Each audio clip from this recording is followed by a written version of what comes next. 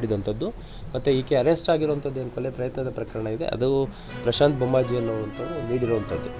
ಮತ್ತು ಮುಂದುವರೆದು ನಮ್ಮ 4 ಜನ ಸಿಬ್ಬಂದಿಗಳಿಗೆ, ಮಹಿಳಾ ಸಿಬ್ಬಂದಿಗಳಿಗೆ ಈ ಒಂದು ಘಟನೆಯಲ್ಲಿ ಹಲ್ಲೆ ಮಾಡಿರುವಂಥದ್ದು ಮತ್ತು ಬಾಯಿಂದ ಆಕೆ ಕಚ್ಚಿರುವಂಥದ್ದು ಅದೆಲ್ಲ ನಾನು ಗಮನಿಸಿದ್ದೇನೆ. ಇದರಲ್ಲಿ ಕಲಾವತಿ, ಚಂದಾವರ್ಕರ್, ಶಕುಂತಲಾ, ರೇಖಾ ಮತ್ತು ಮಾರ್ಗರೇಟ್ ಅನ್ನೋ 4 ಜನ ನಮ್ಮ ಮಹಿಳಾ ಸಿಬ್ಬಂದಿಗಳಿಗೆ ಈಕೆ ಹಲ್ಲೆ ಮಾಡಿದ್ದಾಳೆ. ಮತ್ತು ಒಬ್ಬರು ಸಿಬ್ಬಂದಿಗೆ ಈ ಹೊಟ್ಟೆಯ ಭಾಗಕ್ಕೆ ಭಾಳ ಘೋರ ರೀತಿಯಲ್ಲಿ ಕಚ್ಚಿದ್ದಾಳೆ ಕೂಡ. ಸೊ ಒಟ್ಟಾರೆ ಘಟನೆ ಇದು. ಈ ಸಂದರ್ಭದಲ್ಲಿ ಈ ವಿಡಿಯೋ ಯಾವಾಗ ಮಾಡಿದರು, ಯಾರು ಮಾಡಿದರು ಅನ್ನೋಂಥದ್ದು ನನಗೆ ಗೊತ್ತಿಲ್ಲ.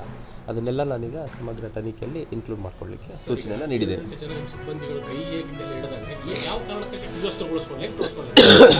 ಈಕೆ ಈಕೆ ಕೇಳಿ ಒಂದು ನಿಮಿಷ. ಈಕೆಯನ್ನು ಪೊಲೀಸರು ವಶಕ್ಕೆ ತೊಗೊಂಡಂಥ ಸಂದರ್ಭದಲ್ಲಿ ಆಕೆ ಬೆತ್ತಲೆ ಆಗಿಲ್ಲ ಅಥವಾ ಬಟ್ಟೆಗಳನ್ನು ಕಳಚುವಂಥದ್ದು ಮಾಡಿಲ್ಲ. ಆಕೆಯನ್ನು ವಶಕ್ಕೆ ತೊಗೊಂಡಿದ್ದಾರೆ. ವಶಕ್ಕೆ ತೊಗೊಂಡಂಥ ಸಂದರ್ಭದಲ್ಲಿ ಭಾಳಷ್ಟು ರೆಸಿಸ್ಟ್ ಮಾಡಿದ್ದಾಳೆ, ಹಲ್ಲೆ ಮಾಡಿದ್ದಾಳೆ. ನಮ್ಮ ಮಹಿಳಾ ಸಿಬ್ಬಂದಿಗಳಿಗಷ್ಟೇ ಅಲ್ಲ, ಪುರುಷ ಸಿಬ್ಬಂದಿಗಳ ಮೇಲೆ ಕೂಡ ತಳ್ಳಾಡಿ, ದಬ್ಬಿ, ಹಲ್ಲೆ ಮಾಡಿ ತಪ್ಪಿಸ್ಕೊಂಡು ಹೋಗುವಂಥ ಪ್ರಯತ್ನ ಮತ್ತು ಅಲ್ಲಿ ಭಾಳ ದೊಡ್ಡ ಮಟ್ಟದಲ್ಲಿ ಒಂದು ಸೀನ್ ಕ್ರಿಯೇಟ್ ಮಾಡೋ ಪ್ರಯತ್ನ ಮಾಡಿದ್ದಾಳೆ. ಅಷ್ಟಾಗಿಯೂ ಕೂಡ ಆಕೆಯನ್ನು ವಶಕ್ಕೆ ತೊಗೊಂಡು ನಮ್ಮದು CR ಗಾಡಿ ಹತ್ಸ್ಕೊಳ್ಳೋಂಥ ಸಂದರ್ಭದಲ್ಲಿ ಅಲ್ಲಿ ಸಾಕಷ್ಟು ಬಟ್ಟೆಗಳನ್ನು ವ್ಯವಸ್ಥೆ ಮಾಡ್ಕೊಡೋಂಥ ಪ್ರಯತ್ನ ಮಾಡಿದ್ದಾಳೆ. ಒಳಗೆ ಬಂದ ತಕ್ಷಣ ಏಕಾಏಕಿ ಅದನ್ನೆಲ್ಲ ತಕ್ಕೊಂಡಿದ್ದಾಳೆ. ಆನಂತರ ನಮ್ಮ ಸಿಬ್ಬಂದಿಗಳೇ ಅಲ್ಲಿ ಸ್ಥಳೀಯರ ಸಹಾಯದಿಂದ ಬೇರೆ ಬಟ್ಟೆಯನ್ನು ತರಿಸಿ ಹಾಕ್ಸಿರುವಂಥದ್ದಾಗಿದೆ. ಈಗ ನೋಡಿ, ಜನರಲ್ ಅರೆಸ್ಟ್ ಫಾರ್ಮಾಲಿಟೀಸ್ ಮಾಡಬೇಕಾದ್ರೆ ನಾವೇನು ಮಾಡ್ತೀವಿ, ಹೋಗ್ಬಿಟ್ಟು ನಿಮ್ಮ ಮೇಲೆ ಈ ಥರ ಕೇಸ್ಗಳಲ್ಲಿ ಅರೆಸ್ಟ್ ಮಾಡ್ತಿದ್ದೀವಿ ಅಂತ ಹೇಳಿದಾಗ ಅವ್ರು ಸಹಕರಿಸ್ತಾರೆ, ಅದೇನಿದೆ ಅದನ್ನು ಚಾಲೆಂಜ್ ಮಾಡೋವಂಥದ್ದು ಮಾಡ್ತಾರೆ.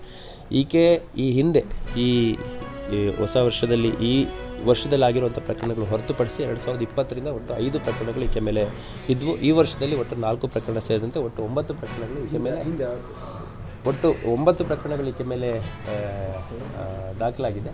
ಈ ಹಿಂದಿನ ಈಕೆಯ ನಡವಳಿಕೆಯ ಬಗ್ಗೆ ಮಾಹಿತಿ ಇದ್ದಂಥ ನಮ್ಮ ಅಧಿಕಾರಿ ಸಿಬ್ಬಂದಿಗಳು ಹೆಚ್ಚಿನ ಸಂಖ್ಯೆಯಲ್ಲಿ ಮಹಿಳಾ ಸಿಬ್ಬಂದಿಗಳನ್ನು ಕರೆಸ್ಕೊಂಡಿದ್ದಾರೆ. ಕೇಶವಾಪುರ ಠಾಣೆಯಲ್ಲೇ 8-9 ಜನ 10 ಜನ ಮಹಿಳಾ ಸಿಬ್ಬಂದಿಗಳಿಲ್ಲ. ಹಾಗಾಗಿ ಇನ್ಸ್ಪೆಕ್ಟರ್ ಅವರು ACP ಅವರಿಗೆ ಮಾಹಿತಿ ನೀಡಿ ಹೆಚ್ಚುವರಿ ಮಹಿಳಾ ಸಿಬ್ಬಂದಿಗಳನ್ನು ಮತ್ತು ಒಂದು CR MT ಗಾಡಿಯನ್ನು ತರಿಸ್ಕೊಂಡು ಆಕೆಯನ್ನು ವಶಕ್ಕೆ ತೊಗೊಳ್ಳೋಂಥ ಪ್ರಯತ್ನ ಮಾಡಿದ್ದಾರೆ. ವಶಕ್ಕೆ ತೊಗೊಂಡು ಗಾಡಿ ಒಳಗೆ ಹತ್ತಿಸ್ಕೊಂಡ್ಮೇಲೆ ಆಕೆ ಬಟ್ಟೆಯನ್ನು ತೆಗೆದಿರುವಂಥದ್ದು.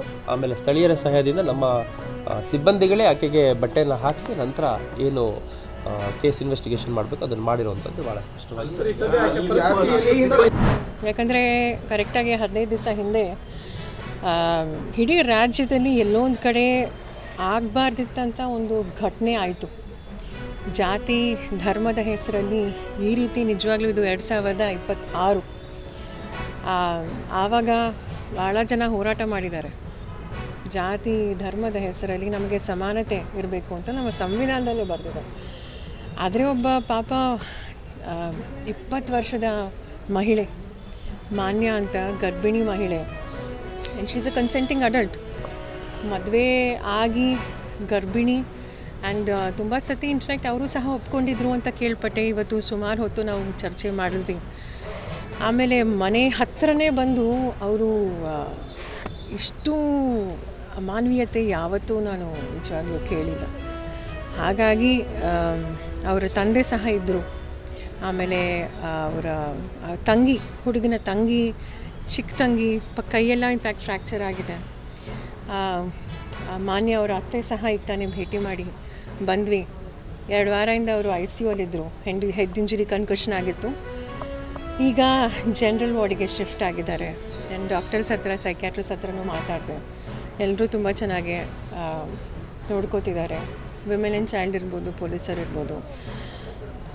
ನಮ್ಮ ಮಾನ್ಯ ಮುಖ್ಯಮಂತ್ರಿಗಳು ಸಹ ಇಮಿಡಿಯೇಟಾಗಿ ಹೇಳಿದ್ದಾರೆ ಫಾಸ್ಟ್ ಟ್ರ್ಯಾಕ್ ಕೋರ್ಟ್ ಆಗಬೇಕು ಅಂತ. ವಿದಿನ್ 60 days ಇದು ಚಾರ್ಜ್ ಶೀಟ್ ಆಗಿ ಅಕ್ಯೂಸ್ಡ್ ಯಾರ್ಯಾರಿದ್ದಾರೋ ಅವ್ರಿಗೆ ಆದಷ್ಟು ಬೇಗ ಶಿಕ್ಷೆ ಸಿಗಬೇಕು ಅಂತ. ಒಂದು ಸ್ಪೆಷಲ್ ಪ್ರಾಸಿಕ್ಯೂಟರ್ ಸಹ ಅದನ್ನ ಇವ್ರಿಗೆ ಕೊಡಬೇಕು ಅಂತ. ಮತ್ತು ಇನ್ನೊಂದು, ಈ ರೀತಿ ಘಟನೆಗಳು ಆಗಬಾರ್ದು. ಆ ಒಂದು ನಿಟ್ಟಿನಲ್ಲಿ ನಮ್ಮ ರಾಜ್ಯದಲ್ಲಿ ಒಂದು ಸೆಪ್ರೇಟ್ ಕಾನೂನು ಚರ್ಚೆ ಮಾಡಿ ನಮ್ಮ ಅಸೆಂಬ್ಲಿಯಲ್ಲೇ ಪಾಸ್ ಮಾಡೋ ಒಂದು ನಿರ್ಧಾರ ಸಹ ನಮ್ಮ ಸರ್ಕಾರ, ಕಾಂಗ್ರೆಸ್ ಸರ್ಕಾರ ತಗೊಂಡಿದ್ದಾರೆ. ಸೊ ಇದು ನಾವು ಸಹ ಬೆಂಗಳೂರಲ್ಲಿ ಪ್ರತಿಭಟನೆ ಸಾವಿರಾರು ಜನ ಮಾಡಿದ್ವಿ.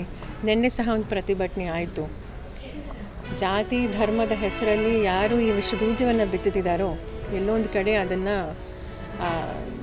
ಆ ರೂಟ್ ಕಾಸ್ನ ನಾವು ಕಿತ್ತು ಹಾಕಬೇಕು, ಆ ಮನೋಭಾವ ಆ ಮನಸ್ಥಿತಿನ ನಾವು ಕಿತ್ತು ಹಾಕಬೇಕು ಅಂತ ನಾನು ಎಲ್ಲ ನಿಮ್ಮ ವೀಕ್ಷಕರಿಗೆ, ನಮ್ಮ ಕನ್ನಡಿಗರಿಗೆ ನಿಮ್ಮ ಮೂಲಕ ನಾನು ಕೈ ಜೋಡಿಸಿ ಮನವಿ ಮಾಡ್ತೀನಿ.